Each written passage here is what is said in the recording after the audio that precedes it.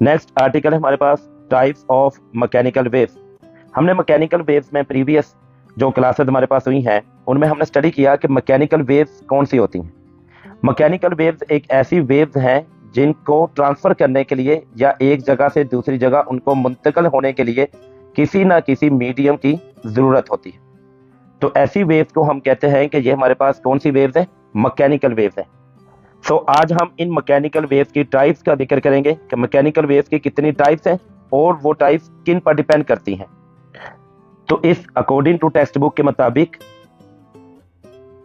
जो mechanical waves हैं वो हमारे पास दो तरह की है मैकेनिकल वेव्स। एक हमारे पास है लॉन्गिट्यूडनल वेव्स एंड सेकंड है हमारे पास ट्रांसवर्स वेव। जी ये नेक्स्ट ट्रांसवर्स वेव। अब जो मैकेनिकल वेव्स की जो दोनों इकसाम है हमारे पास longitudinal waves and transverse wave, ये किस लिहाज से एक दूसरे से डिफरेंट है कि इनमें क्या डिफरेंस है और ये डिफरेंस किन बुनियादों पर है। देखें पहली बात तो ये है कि हमें ये बात समझनी चाहिए कि propagation, direction of propagation of waves का क्या मतलब है। Direction of propagation of wave, direction of propagation of wave का मतलब है कि एक पॉइंट से दूसरे पॉइंट तक, यानी आप लेट करें कि ये हमारे पास ए पॉइंट है एंड ये हमारे पास बी पॉइंट है, तो ए पॉइंट से बी पॉइंट तक जो वेव ट्रांसफर हो रही है तो इसको हम कह रहे हैं ये हमारे पास प्रोपगेशन ऑफ वेव है। और ये किस डायरेक्शन में ट्रांसफर होती है, that is the direction of propagation of wave. ये होगा पहला कंसेप्ट। अब सेकंड कंसेप्ट है direction of medium, direction of particle of medium कह लें, डिस्प्लेसमेंट ऑफ मीडियम कह लें, या सिंपल लफ्जों में direction of medium. Medium means वो जरिया, वो रिसोर्स जिस रिसोर्स के ऊपर या जिस रिसोर्स को डिपेंड करते हुए एक वेव जो है वो आगे ट्रांसफर हो रही है, इसको हम कहते हैं कि ये हमारे पास जो रिसोर्स है वो मीडियम है। अब हमने देखना है कि मीडियम की डायरेक्शन कौन सी है। बार दफा वेव एक डायरेक्शन में जा रही होती है लेकिन जो मीडियम जो है, जो जिसके जरिए जो वेव एक जगह से दूसरी जगह ट्रांसफर हो रही है उसकी डायरेक्शन और होती है। एंड बार दफा मीडियम की जो डायरेक्शन है वो और जो वेव की जो डायरेक्शन है वो दोनों सेम होती है। ठीक है, तो लिहाजा ये दो कंसेप्ट है हमारे पास।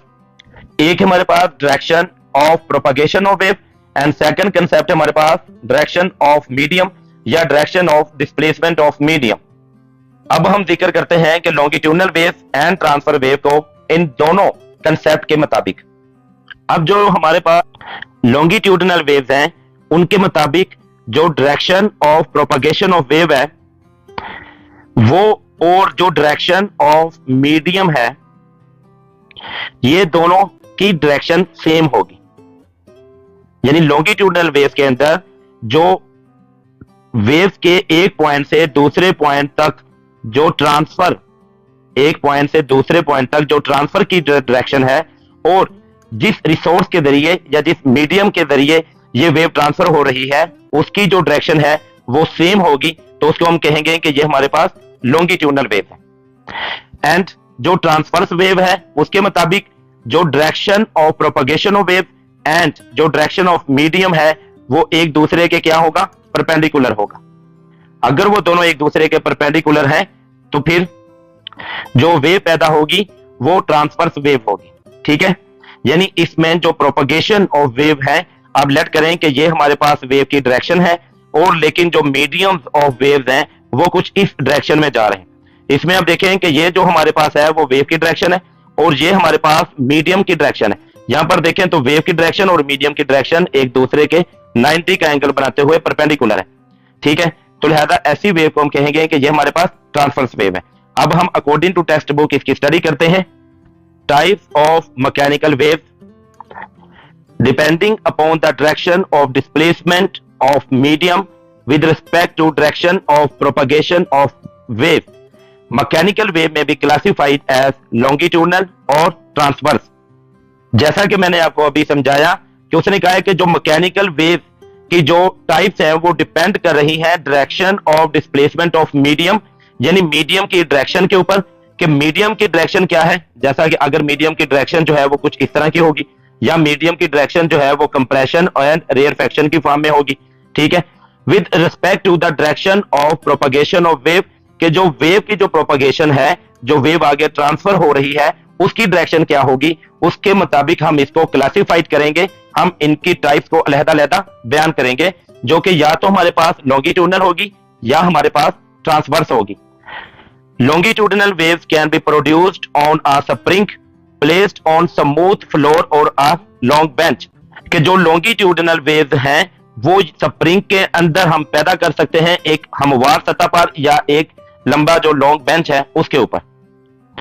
Fix one and of slinky with a rigid sport and hold the other and into your hand, कि आप इसका एक सिरा जो है वो एक अपने मजबूत किसी ना कोई जो स्पोर्ट है उसके साथ बांध लें, एंड सेकंड सिरा जो रस्सी का है, जो स्ट्रिंग का है, वो आप अपने हाथ में पकड़ लें। सॉरी, स्प्रिंग का, रस्सी नहीं स्प्रिंग, सॉरी, क्या स्प्रिंग का जो सेकंड सिरा है वो अपने हाथ में पकड़ लें।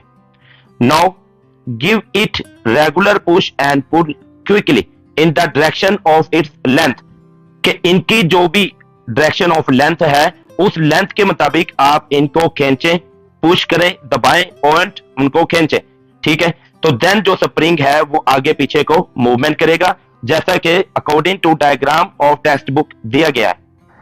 अब यहां पर देखें तो ये हमारे पास एक सपोर्ट है फिक्स, एंड ये हमारे पास हैंड है, एंड इस हैंड के जरिए हम इस स्प्रिंग को क्या कर रहे हैं, हम इसको पुल भी कर रहे हैं और इसको पुश भी कर रहे हैं, जिसकी वजह से स्प्रिंग के अंदर वेव्स पैदा होंगी, और ये स्प्रिंग जो है वो एक बार इधर को जाएगा सपोर्ट की तरफ, एंड दूसरी बार हैंड की तरफ जाएगा, और इसके अंदर कंप्रेशन भी पैदा होगा। कंप्रेशन कहते हैं जो लूप हमारे पास है, लूप मींस कि ये स्प्रिंग के जो लूप हैं वो एक दूसरे के करीब होते जाएंगे, एंड रेयरफेक्शन भी पैदा होगा, यानी कि जो लूप है हमारे पास स्प्रिंग के वो एक दूसरे के क्या होंगे, डिस्टेंस पर होंगे, ठीक है। तो ऐसी फॉर्म के अंदर ये वेव जो है वो आगे ट्रांसफर होती जाएंगी, एंड डायरेक्शन ऑफ वेव जो है वो आगे की तरफ होता जाएगा। A series of disturbance in the form of wave will start moving along the length of the slinky.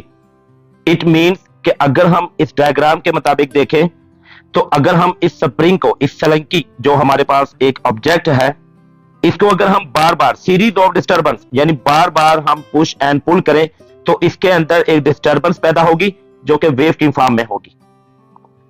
Such wave consist of regions called compressions where the loop of the springs are close together. It means कि spring का वो हिस्सा जहां पर उसके जो loop हैं वो एक दूसरे के क्या हो, क्लोज हो। ये लूप एक दूसरे के क्लोज है। अगर लूप एक दूसरे से फासले पर हो ये चीज तो वो रेयरफेक्शन है, अगर लूप एक दूसरे के क्लोज है तो वो हमारे पास क्या है, कंप्रेशन। कंप्रेशन तो लिहाजा ये उसने बयान किया कि जहां लूप स्प्रिंग के या स्लिंकी ऑब्जेक्ट के एक दूसरे के करीब होंगे तो उसको हम क्या कहेंगे, compression. Alternating with the region called rarefaction, it means expansion, where the loops are spaced apart. It means जहां पर लूप एक दूसरे से डिस्टेंस पर हो, जैसा ये है, या आप इसकी बात कर लें कि ये लूप एक दूसरे से डिस्टेंस पर है, डिस्टेंस पर, जिस तरह यहां मैंने आपको डायग्राम के मुताबिक बताया, तो इस हिस्से को हम क्या कहेंगे, रेयरफेक्शन। रेयरफेक्शन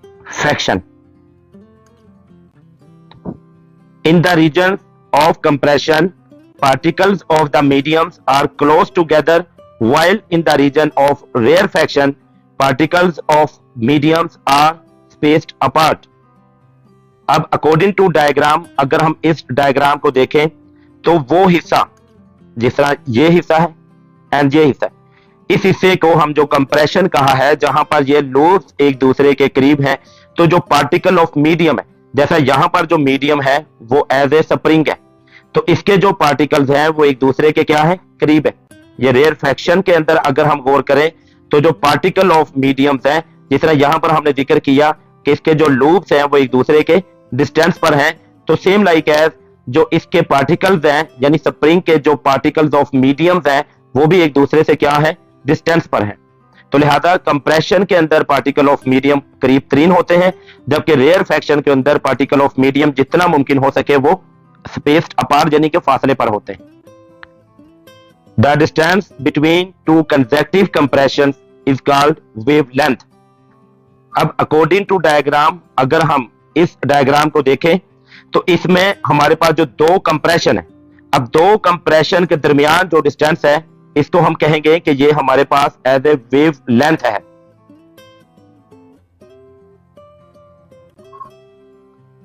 क्योंकि ये दो कंसेक्यूटिव कंप्रेशन है। कंसेक्यूटिव कंप्रेशन का मतलब है कि फर्स्ट कंप्रेशन पैदा हुआ, फिर बेशक रेयरफैक्शन क्यों ना हो, लेकिन फर्स्ट के बाद जो सेकंड कंप्रेशन पैदा हुआ तो इन दोनों कंप्रेशन को कहेंगे कि ये हमारे पास कंसेक्यूटिव कंप्रेशन है। और एक कंप्रेशन के बाद कितने डिस्टेंस के बाद दूसरा कंप्रेशन पैदा हुआ, इस डिस्टेंस को हम कहेंगे कि ये हमारे पास वेवलेंथ है। The compression and rarefaction move back and forth along the direction of motion of wave. Such wave is called longitudinal waves and defined as। अब according to diagram देखें तो जो direction of propagation of wave है वो hand से जो fixed point है, जो उसकी fixed spot है उसकी तरफ है, and compression जो इसमें compression पैदा होता है, and rarefaction और जो rarefaction पैदा होता है वो बेशक बैक एंड फोर्थ यानी एक बार आगे की तरफ और एक बार पीछे की तरफ क्यों ना हो, लेकिन उसकी डायरेक्शन जो है वो आगे ही की तरफ है। ठीक है, तो ऐसी वेव्स को हम कहेंगे कि ये हमारे पास लॉन्गिट्यूडिनल वेव्स है जिसमें direction of propagation of waves and direction of compression and rarefaction of medium has the same direction. So यहां पर इसकी ये डेफिनेशन है। According to this definition the particle of the medium move back and forth along the direction of propagation of wave, कि जो direction of propagation of wave है कि जिस डायरेक्शन की तरफ वेव का ट्रांसफर है, कि जो वेव जिस डायरेक्शन को ट्रांसफर हो रही है उसी डायरेक्शन में ये मूव बैक एंड फोर्थ कर रही है, यानी आगे पीछे या कंप्रेशन एंड रेयरफैक्शन की फॉर्म के अंदर जो मीडियम के पार्टिकल्स हैं वो मूव कर रहे हैं। तो ऐसी वेव्स को हम कहेंगे कि ये हमारे पास लॉन्गिट्यूडिनल वेव्स है। नेक्स्ट हमारे पास है ट्रांसवर्स वेव्स, कि ट्रांसवर्स वेव्स के हमारे पास कौन सी है। We can produce transverse wave with the help of a slinky, stretch out a slinky along a smooth floor with one end fix.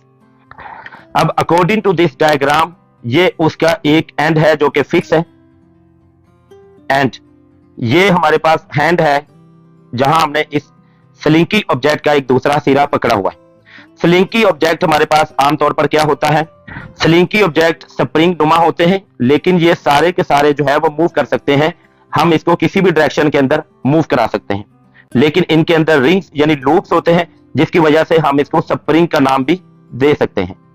आमतौर पर जो स्लिंकी ऑब्जेक्ट है वो हमारे पास कुछ इस टाइप का होता है जो हम अपने डेली लाइफ के अंदर या मुख्तलिफ आप देखें तो ये टॉयज के अंदर भी इस्तेमाल किया जाता है कि इसमें ये रिंग्स होते हैं यानी ये लूप्स होते हैं और ये होता स्प्रिंग नुमा होता है, लेकिन हम इसको किसी भी डायरेक्शन के अंदर मूव करा सकते हैं। ठीक है, तो ऐसे ऑब्जेक्ट हम स्लिंकी कहते हैं। ठीक है, होपफुली आपको स्लिंकी के बारे में कंसेप्ट हो चुका होगा कि स्लिंकी हमारे पास क्या होता है। आमतौर पर स्प्रिंग जो होता है वो बिल्कुल आगे पीछे नहीं हो सकता, यानी सिंपल जो है वो या तो ऊपर नीचे नहीं हो सकता, वो सिर्फ आगे और पीछे की तरफ होगा। लेकिन जो स्लिंकी ऑब्जेक्ट है वो ऊपर नीचे की तरफ भी हो सकता है, हम किसी भी डायरेक्शन में इसको लेकर जा सकते हैं। इसी तरह ये डायग्राम के मुताबिक है कि यहां पर हमने उसको एक फिक्स पॉइंट के साथ जोड़ दिया एंड दूसरे हिस्से पर हमने हैंड के साथ इसको पकड़ लिया और देन आगे according to text book grasp the other end of slinky and move it up and down quickly. A wave in the form of alternate crest and trough will start traveling to the fixed end। अब अगर हम according to diagram देखें तो वो हमें ये बयान कर रहा है कि हमने अपने हैंड से इस स्लिंकी ऑब्जेक्ट को ऊपर नीचे करना है, बार बार हमने क्या करना है, ऊपर नीचे करना है, अप एंड डाउन। तो देन क्या होगा कि इसके अंदर क्रस्ट एंड ट्रफ पैदा होगा। क्रस्ट क्या चीज है, क्रस्ट है जो इसके ऊपर के हिस्से हैं, इसको कहते हैं, एंड ट्रफ क्या है जो इसके नीचे के हिस्से हैं वेव के, इसको कहते हैं। यानी वेव कुछ इस फॉर्म के अंदर जाएगी। अब सिंपल ये कह लें कि इसके अंदर ऊपर के हिस्से भी पैदा होंगे एंड सेम इसी तरह इसके अंदर नीचे के हिस्से भी पैदा होते जाएंगे according to its mean position, उसकी मेन पोजीशन के बराबर। अब मेन पोजीशन से ये ऊपर की तरफ भी पैदा होंगे इसे एंड नीचे की तरफ भी पैदा होंगे, और जो ऊपर की तरफ पैदा होंगे इसको हम क्या कहेंगे, क्रस्ट का नाम देंगे, एंड जो नीचे की तरफ हमारे पास जो इससे पैदा होते हैं वेव के, उसको हम क्या नाम देंगे? ट्रफ का नाम देंगे। The crest are the highest point while the trough are the lowest point of the particle of medium from the mean position। अब अकॉर्डिंग टू डायग्राम, ये बात मैं पहले ही आपको बयान कर चुका हूं कि अगर तो हमारे पास जो ऊपर वाले हिस्से हैं उसको हम क्रस्ट कहेंगे, यानी ये उसके सबसे ऊपर है, इससे ऊपर ये मजीद नहीं जा सकते।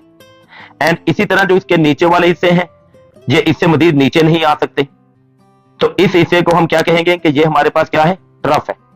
ठीक है। The distance between two consecutive crust or trough is called wavelength। The crust and trough move perpendicular to the direction of wave। अब यहां पर दो बातें हैं, एक तो उसने वेवलेंथ के बारे में जिक्र किया कि हमारे पास वेवलेंथ क्या है, फिर आगे उसने डायरेक्शन ऑफ वेव के मुताबिक जिक्र किया जो कि परपेंडिकुलर है क्रस्ट एंड ट्रफ के मुताबिक।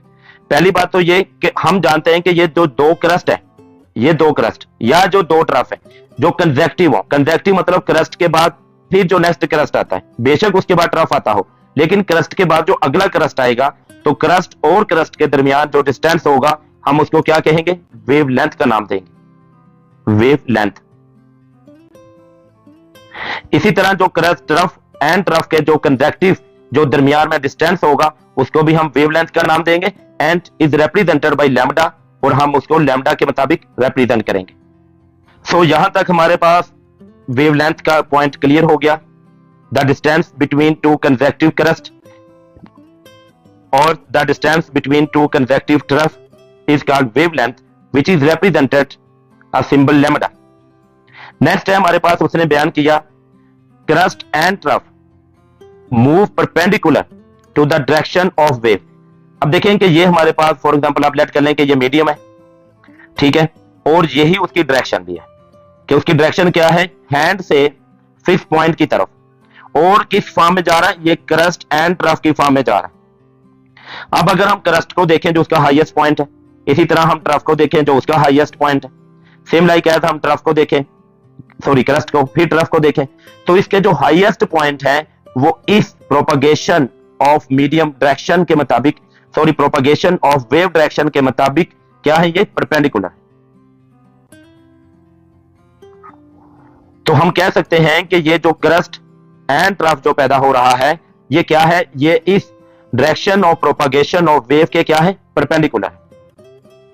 अब ये बात हमने शुरू में भी जिक्र की कि अगर तो हमारे पास जो direction of propagation of waves हो from point A to point B and उसमें जो पार्टिकल्स ऑफ मीडियम हो, क्योंकि ये जो क्रस्ट एंड ट्रफ जो पैदा हो रहा है ये पार्टिकल ऑफ मीडियम है, ये स्प्रिंग है या स्लिंकी ऑब्जेक्ट है जो इस फॉर्म में जा रहा है, तो ये जो पार्टिकल ऑफ मीडियम है ये इस डायरेक्शन के क्या है? परपेंडिकुलर है, जिसकी बना पर हम इस वेव को क्या नाम देंगे? ट्रांसवर्स वेव, कि ये हमारे पास एज ए ट्रांसवर्स वेव होंगी। अब according to book transverse wave can be defined as, in case of transfer wave, the vibratory motion of particle of the medium. अब जो vibratory motion of the particle of medium है ये कौन से हैं? ये वही हैं जो यहां पर हमारे पास ये जो क्रस्ट एंड ट्रफ की फॉर्म में पैदा हो रहे थे, क्योंकि क्रस्ट और ट्रफ किसके हैं? ये पार्टिकल ऑफ मीडियम, यानी कि ये स्लिंकी ऑब्जेक्ट ही के पार्टिकल्स हैं जो एक बार ऊपर होते हैं फिर नीचे, फिर ऊपर फिर नीचे। तो यही उसने यहां पर कहा कि जो vibratory motion of particle of medium के ये जो बार बार जो ऊपर नीचे हो रहे हैं और अपनी मूवमेंट को बार बार जो ऊपर नीचे होते दोहरा रहे हैं, is perpendicular to the direction of propagation of wave, कि ये वेव की जो डायरेक्शन है, जैसा यहां पर वेव की डायरेक्शन सीधी है तो ये जो पार्टिकल्स हैं ये बार बार ऊपर नीचे हो रहे हैं, तो ये हमारे पास एज ए ट्रांसवर्स वेव के तौर पर है। अब नीचे उसने एग्जांपल दी, the wave on the surface of water and light wave are example of transverse wave.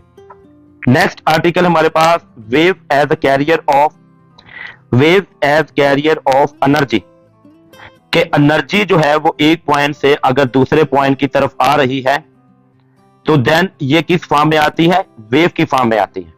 अब इसको हम according to text book study करते हैं। Energy can be transferred from one place to another through wave, कि एक place से दूसरे place की तरफ एनर्जी जो है वो सिर्फ वेव ही के जरिए मुमकिन है। For example, when we shake the string up and down, it means कि हम कोई भी एक बंधी हुई रस्सी को जो स्ट्रेच है, खींचा हुआ है, उसको हम शेक करते हैं, it means ups and down करते हैं, then we provide our muscular energy to the string, कि हम अपने जो मस्कुलर एनर्जी है वो स्ट्रिंग को दे रहे होते हैं। As a result a set of waves can be seen travelling along the string, जिसके नतीजे में हमारे पास यहां पर स्ट्रिंग जो है वो ट्रेवलिंग करती हुई नजर आती है इन फॉर्म ऑफ वेव्स की सूरत में। ऐसा क्यों है? क्योंकि the vibrating force from the hand disturb the particle of the string and set them in motion, कि ये जो हमारे पास रस्सी है, जब हम हैंड से इसके ऊपर फोर्स लगा रहे होते हैं तो इसके जो पार्टिकल्स ऑफ मीडियम यानी इस रस्सी के जो पार्टिकल्स हैं उनके अंदर क्या होती है? डिस्टर्बेंस क्रिएट होती है। डिस्टर्बेंस जब क्रिएट होगी तो किसी भी मीडियम के अंदर जब डिस्टर्बेंस पैदा होती है तो उसके अंदर फिर क्या पैदा होता है? वेव पैदा होती है। These particles then transfer their energy to the adjacent particle in the string, कि जब हम यहां पर स्ट्रिंग के एक हिस्से को डिस्टर्ब करते हैं यानी अपनी फोर्स लगाते हैं तो फिर उसके जो पार्टिकल ऑफ मीडियम है यानी इस स्ट्रिंग के जो पार्टिकल हैं वो इस फोर्स को आगे आगे क्या करते चले जाते हैं? मुंतकल करते चले जाते हैं। ठीक है।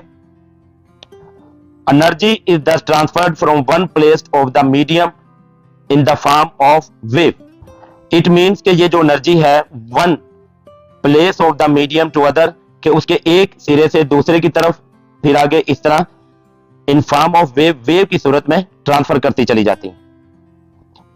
The amount of energy carried bye the wave depend on the distance of the string from its rest position, it means कि उसकी रेस्ट पोजीशन से उसका कितना ज्यादा डिस्टेंस है। यानी आप लेट कर लें इस तरह कि हमारे पास ये एक स्ट्रिंग है, अब हम इस स्ट्रिंग के ऊपर क्या करते हैं? हैंड से फोर्स लगाते हैं। अगर हम इसके ऊपर कम फोर्स लगाएंगे देन ये स्ट्रिंग कुछ इस तरह करके मूव करेगी। ठीक है। अगर हम इस स्ट्रिंग के ऊपर ज्यादा फोर्स लगाएंगे तो फिर ये स्ट्रिंग कुछ ऐसे करके मूव करेगी। ठीक है। अब ये जो स्ट्रिंग है इसके अंदर वेव पैदा हो रही है। इन वेव्स का जो एम्पलीट्यूड है वो कम है और इन वेव का एम्पलीट्यूड ज्यादा है। क्यों? क्योंकि यहां पर फोर्स जो है वो कम लगाई गई है एंड यहां पर जो फोर्स है वो ज्यादा लगाई गई है, जिसकी वजह से इसके अंदर कम एनर्जी है एंड जिसकी वजह से इन वेव के अंदर ज्यादा एनर्जी है। So that is the energy in a wave depends on the amplitude of the wave, it means कि जितना ज्यादा उनका एम्पलीट्यूड होगा उसके अंदर एनर्जी भी उतनी ही ज्यादा होगी। यहां पर देखें तो एम्पलीट्यूड कम है, यहां पर देखें तो एम्पलीट्यूड क्या है? ज्यादा है। क्यों? क्योंकि यहां पर फोर्स ज्यादा लगाई गई है जिसकी वजह से उनका एम्पलीट्यूड भी ज्यादा है एंड एम्पलीट्यूड ज्यादा होने की वजह से इसके अंदर एनर्जी भी ज्यादा है। So if we shake the string faster, we give more energy per second to produce wave of high frequency. इस बात को आप ऐसे समझ लें कि ये अगर हमारे पास एक स्ट्रिंग है और हम इसके ऊपर बहुत ज्यादा जोर के साथ इसको शेक करते हैं यानी अप्स एंड डाउन्स की फॉर्म के अंदर इसको हिलाते हैं तो इसके अंदर क्या होगा? ज्यादा फ्रिक्वेंसी वाली, ये ज्यादा फ्रिक्वेंसी का मतलब है कि उनकी जो ज्यादा एम्पलीट्यूड वाली यानी जिसमें क्रस्ट ज्यादा हो एंड ट्रफ भी ज्यादा हो, तो ऐसी ज्यादा फ्रिक्वेंसी वाली जो वेव्स हैं वो उसमें क्या होंगी? पैदा होती जाएंगी। फ्रिक्वेंसी के बारे में हमने पढ़ा हुआ है कि एक सेकंड के अंदर जितनी नंबर ऑफ वेव्स गुजरती हैं वो हमारे पास फ्रिक्वेंसी होती है। लिहाजा यहां पर नंबर ऑफ फ्रिक्वेंसी मींस कि नंबर ऑफ वेव ज्यादा गुजरेंगी। अगर हम उसको ज्यादा जोर से, ज्यादा फास्ट से, ज्यादा कुव्वत के साथ हम उसको शेक करें, इट मींस हिलाते जाए, then the wave delivers more energy per second to the particle of the string as it move forward, it means कि अगर उसमें फ्रिक्वेंसी ज्यादा होगी देन वेव जो है वो अपनी एनर्जी एक सेकंड के अंदर ज्यादा डिलीवर करेगा स्ट्रिंग को आगे की तरफ। यानी जितनी ज्यादा इसकी फ्रिक्वेंसी होती जाएगी उतनी ही ज्यादा ये अपनी एनर्जी को डिलीवर करता जाएगा। इट मींस हम कह सकते हैं कि एनर्जी जो है जितनी ज्यादा हो उतनी ही ज्यादा उसकी फ्रिक्वेंसी होगी। So energy is directly proportional to its frequency. Water waves also transfer energy from one place to another, कि ये सिंपल एग्जांपल है कि वाटर जो है सरफेस, वहां पर भी जो वेव्स पैदा होती हैं तो वो एक पॉइंट से दूसरे पॉइंट तक वेव की फॉर्म में एनर्जी को ट्रांसफर करती हैं, और ये उसके मुताबिक उसकी एक्टिविटी है। Drop a stone into a pond of water, the water waves will be produced on the surface of water and will travel outward. It means कि ये हमारे पास एक वाटर सरफेस है, आप इसके ऊपर कोई भी एक पत्थर गिराएं तो इसके अंदर क्या होगा, वेव्स पैदा होना शुरू हो जाएंगी जो मूव आउटवर्ड, जो बाहर की तरफ यानी मजीद फैलती चली जाएंगी। Place a cork at some distance from falling stone, when wave reach the cork it will move up and down along with the motion of water particle by getting energy from the wave। It means कि आप कुछ फासले पर ये एक cork रख दें यहां पर, यानी कोई भी एक बोतल का ढक्कन रख दें, और जब हम इसके ऊपर एक पत्थर गिराएंगे और इसमें वेव्स पैदा होंगी, और जब ये कॉर्क तक पहुंचेंगी, ठीक है, जब ये when waves reach the cork, और जब ये वेव्स कॉर्क तक पहुंचेंगी तो क्या होगा, it will move up and down along with the motion of water, कि ये पानी की हरकत के साथ साथ खुद ऊपर और नीचे की तरफ होता जाएगा, एक बार ऊपर फिर नीचे, फिर ऊपर फिर नीचे, ठीक है। ऐसा क्यों है, क्योंकि the motion of water particle by getting energy from the wave, कि ये इस वजह से है कि जो पानी के पार्टिकल थे, कि ये पानी के पार्टिकल्स की वजह से ये एनर्जी ट्रांसफर हुई कॉर्क तक, और जब कॉर्क तक एनर्जी ट्रांसफर हुई है तो ये कॉर्क के अंदर मूवमेंट होना शुरू हुई, जो एक बार ऊपर और एक बार नीचे की तरफ ये अपनी परपेंडिकुलर मोशन के अंदर मूव करता रहा। This activity shows that the water wave like other wave transfer energy from one place to another without transferring matter, यानी मैटर मींस कि जिस रिसोर्स के जरिए ये वेव पैदा हो रही है, जिस मीडियम के जरिए ये वेव पैदा हो रही है, उस मीडियम को ट्रांसफर किए बगैर एक जगह से दूसरी जगह तक जो वेव है वो ट्रांसफर करती है एनर्जी को या हीट को। Next, relation between velocity, frequency and wavelength. Wave is a disturbance in a medium which travel from one place to another has specific velocity of travelling. According to this, कि wave जो है वो एक medium के अंदर disturbance है, जो एक जगह से, यानी डिस्टर्बेंस मींस के जो हम उसको फोर्स लगाकर हिलाते हैं या पुश एंड पुल करते हैं, ठीक है, तो फिर वो एक जगह से ट्रेवल करता है एंड दूसरी जगह तक पहुंचता है। अगर एक वेव एक जगह से ट्रेवल करके दूसरी जगह तक आती है तो इट मींस कि वो कोई ना कोई उसकी वेलोसिटी जरूर होती है, ठीक है। This is called velocity of wave which defined as velocity is equal to distance over time. कि वेलोसिटी का हमारे पास जो फार्मूला है, हम जानते हैं कि वेलोसिटी का formula v is equal to S over T, या v इज इक्वल टू, अगर डायरेक्शन के मुताबिक है तो v is equal to D over T के मुताबिक, तो ये हमारे पास v is equal to D over T. If time taken by the wave in moving from one point to another is equal to its time period capital T.